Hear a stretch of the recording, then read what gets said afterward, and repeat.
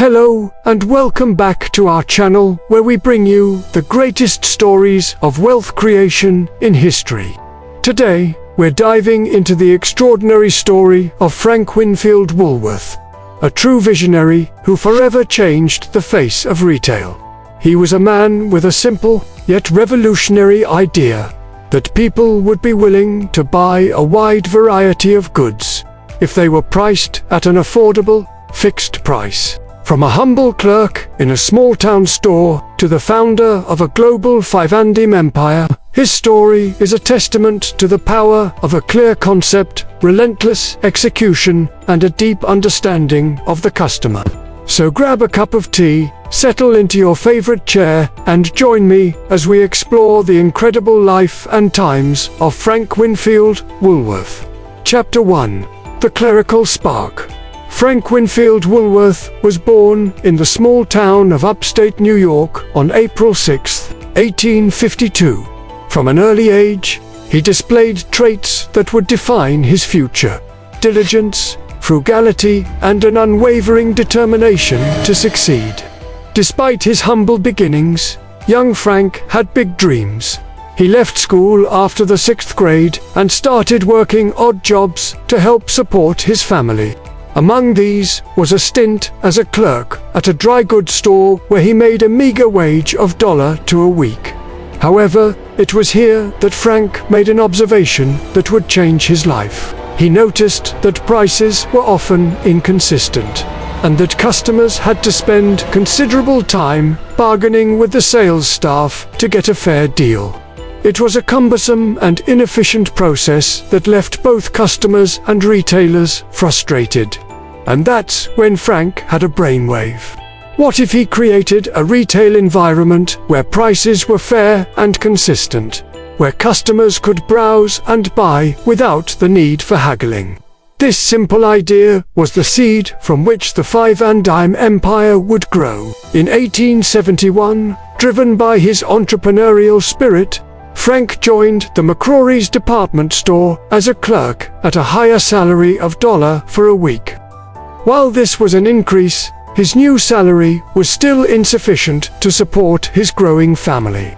Determined to improve his financial situation, he continued to work hard, saving every penny and learning the intricacies of the retail business. It was during this time that he honed his skills in merchandising and developed his concept of selling a range of goods at low, fixed prices. By 1876, Frank's hard work and dedication paid off. When he was promoted to manager of McHenry's New York City branch, this position allowed him to further refine his retail strategies and gain a deeper understanding of the market. His responsibilities included managing employees, overseeing stock, and ensuring that each store operated profitably. However, despite his professional growth, personal tragedy struck when his wife died, leaving him to raise their 3 daughters alone. This event deeply affected him, shaping his perspective on life and reinforcing his desire to create a better future for himself and his children. In an effort to escape the painful memories associated with New York, Frank relocated to Lancaster, Pennsylvania. There he secured a position as a general manager of a dry goods store. Chapter 2. The Five-and-Dime Revolution. In 1879, Frank Woolworth, armed with a small loan of $30,000 from his mother-in-law, decided to take the plunge and open his own store in Utica, New York. He poured everything into it, naming it the Great 5-Cent Store. The store featured a range of household goods, notions, and other merchandise, all priced at just 5 cents. His initial inventory included practical items like brooms, mops, dusters, and brushes, alongside more whimsical offerings such as toys and jewelry. Frank believed that by offering a wide variety of products at consistently low prices, he could attract a broad customer base and create a shopping experience like no other. Unfortunately, however, the venture was not as successful as he had hoped. Within a few months, The great 5-cent store closed its doors, leaving Frank with substantial debts and a heavy heart. But rather than letting this setback defeat him, Frank took some time to analyze what went wrong. He realized that his first concept of selling only 5-cent items had been too restrictive. So he returned to Lancaster, determined to refine his idea. Months later, with renewed vigor, he opened another store, but this time he introduced a new concept, the 10-cent section. This addition proved to be a game changer. Customers could now buy items at either 5 or 10 cents, providing more options and increasing the store's appeal. To ensure his store stood out, Frank adopted the latest technologies, installing electric lights to illuminate his merchandise. This not only helped customers see his products better, but also made his store more attractive and inviting. As word spread about the unique shopping experience at Frank's store, customers from neighboring towns began to make the pilgrimage to Lancaster, drawn in by the promise of quality goods at unbeatable prices. Seeing this positive response, Frank was emboldened to try again. He moved to New York City, determined to build upon his success. His new store in the bustling city center became a sensation. Shoppers flocked to see the wonders of the 5 and dime store, eager to buy everyday items at prices that were a fraction of what they'd cost elsewhere. His ability to anticipate customer needs and offer a diverse selection of high-quality products at rock-bottom prices made him immensely popular among shoppers. The combination of affordability, convenience, and variety made his stores a magnet for bargain hunters from all walks of life. Chapter 3: Building an Empire of Pennies. As Frank's retail empire expanded, so did his responsibilities. In 1886, he opened a new store in Jamestown, New York, and instead of hiring a manager, he visited the store regularly, observing operations, talking to customers, and constantly refining his concept. This hands-on approach was instrumental in the company's growth. He wanted to maintain control over the quality and consistency of his stores. He personally selected new locations, carefully scrutinized leases, and was a meticulous micromanager. He even chose the colors of the carpets in each store and dictated how many pencils each salesperson could sharpen each day. Although this level of involvement was exhausting, he was driven by a relentless work ethic and an unwavering commitment to his vision.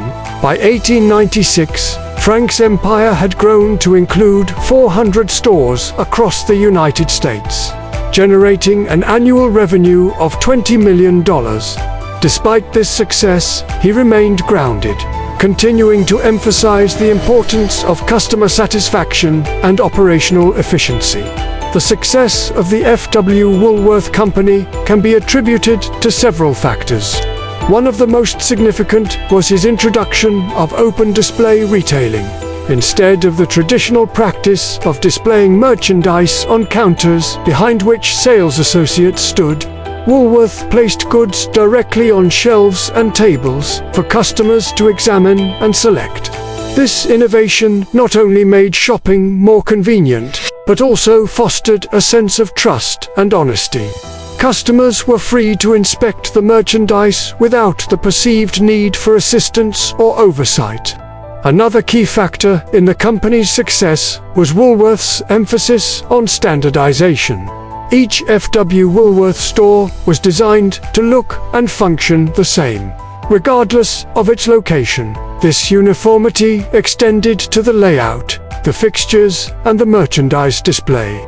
Customers knew exactly what to expect when they entered a Woolworth's, which contributed to the brand's reliability and customer loyalty. This focus on standardization also helped Woolworth maintain tight control over his operations, ensuring that each store adhered to his principles of low prices and high volume. Moreover, Woolworth's commitment to efficiency played a crucial role in the company's growth.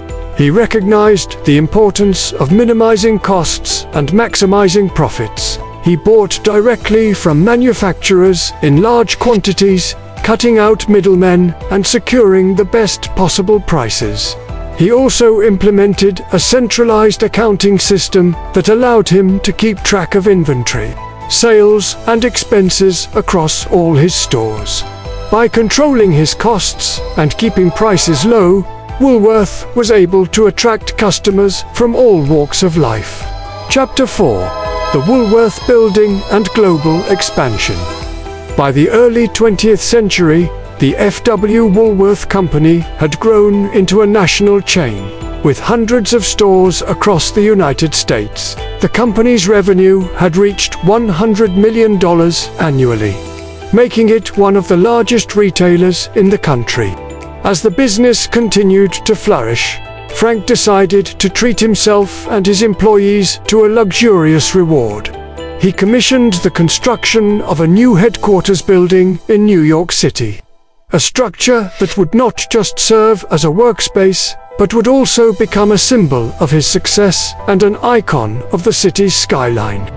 The building that rose from the plans of architect Cass Gilbert was nothing short of spectacular. Standing 792 feet tall, it boasted 57 stories of steel, concrete, and limestone.